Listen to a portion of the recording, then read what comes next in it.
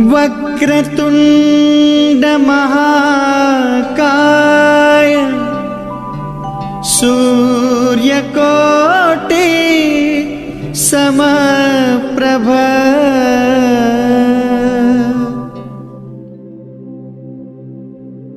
नमस्ते, मैं आपका बहुत बहुत स्वागत करता हूं अपने चैनल पे। तो ये जो वीडियो है ये वृषभ राशि के जातकों के लिए, जो पिछली वीडियो में हम लोगों ने बात की थी, उन बातों को आगे बढ़ाते हुए उनके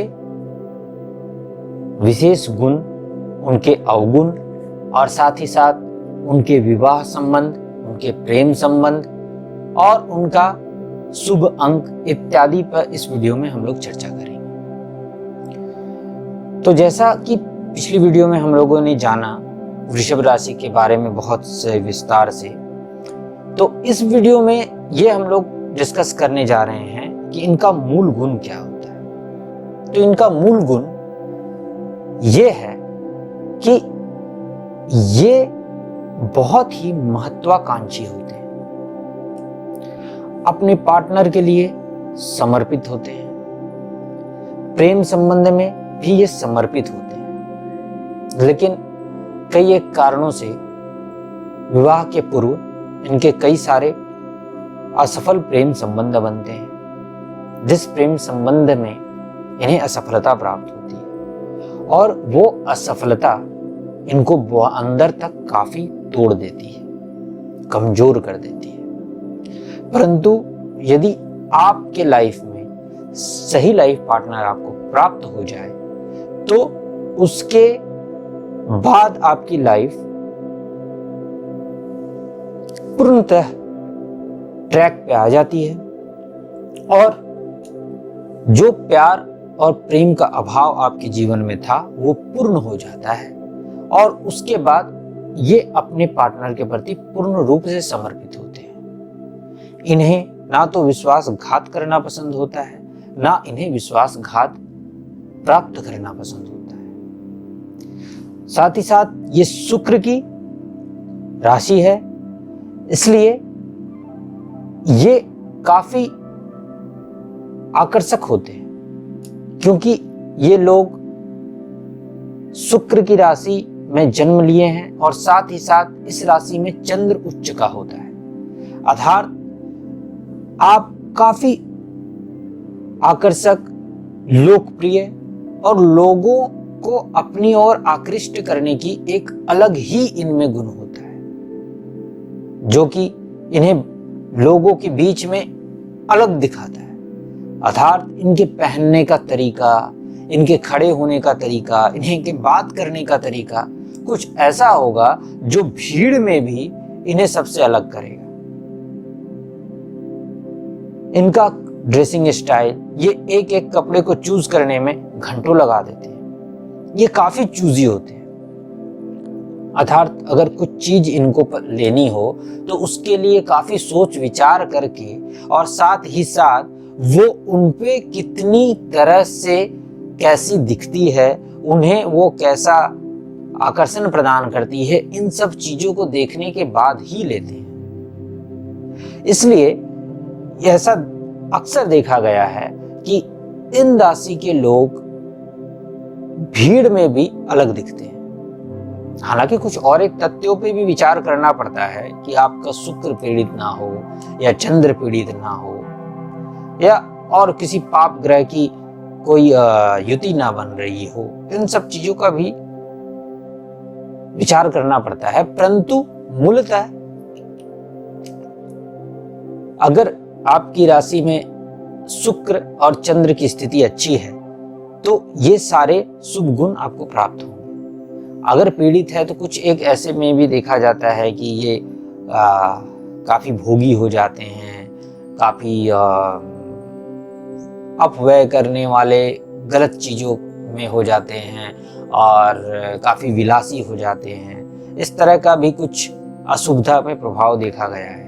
साथ ही साथ ये खुद ही काफी विश्वासघाती हो जाते हैं, जिसके कारण बाद में जाके इनका पतन भी हो जाता है, क्योंकि शुक्र की राशि में अगर आप अपने लग्नेश के विरोध जाते हैं तो लग्नेश आपको दंड देता है। इसलिए आप एक बात ध्यान रखें कि आप वृषभ राशि के यदि जातक हैं तो आप अपने लग्नेश के विरोध में कभी ना जाएं। आपके लग्नेश की राशि, लग्नेश आप किसी ये हमेशा से चाहता है कि आप अपनी स्त्री, अपने माता, माने आपके जीवन में जितनी भी स्त्रियां हैं, जिस रूप में भी हो, माता, बेटी, बहन, उनसे अच्छा व्यवहार रखें, उनसे प्रेम करें, उन्हें जितनी हो सके आपके सामर्थ्य के अनुसार उन्हें खुश रखने की कोशिश करें। यदि आप इनमें से अपनी घर की महिलाएं या फिर बाहर की किसी महिला से भी अगर गलत व्यवहार करते हैं तो लग्नेश रुष्ट होते हैं। तो इन सब बातों का ध्यान रखना अति आवश्यक है। चलिए अब गुण से विवाह के प्रति चलते हैं। तो इनके लिए जो विवाह की राशि है, यदि ये वृश्चिक राशि के जातकों से विवाह करें तो ये बहुत ही अच्छा होता है।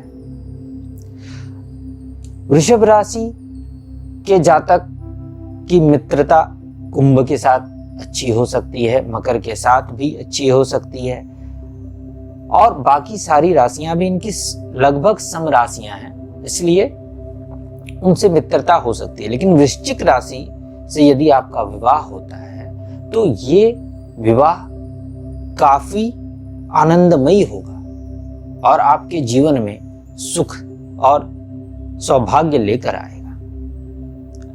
अब विवाह को छोड़कर यदि आप शुभ अंक की बात करें तो आपके जीवन में 2 शुभ अंक है जो प्रमुख अंक है।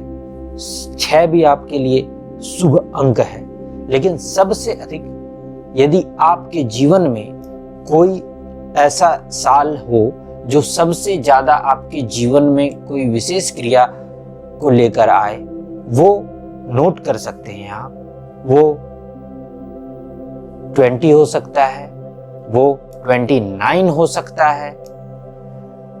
इसी प्रकार मूल्यांक 2 के जो अंक हैं, उन अंकों का जो समय होता है वो आपके लिए अति शुभ होगा। जीवन के हर पड़ाव पर ये शुभ अंक आपको सहायता करेंगे। अब शुभ अंक के साथ शुभ रंग की बात कर लेते हैं। तो आपके लिए व्हाइट और ऑफ व्हाइट कपड़े पहनना अति शुभ होगा।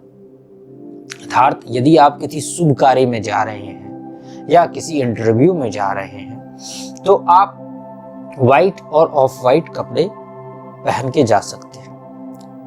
ये आपके लिए अति शुभ होगा। और हल्के नीले रंग के भी कपड़े आपके लिए अच्छे होते हैं।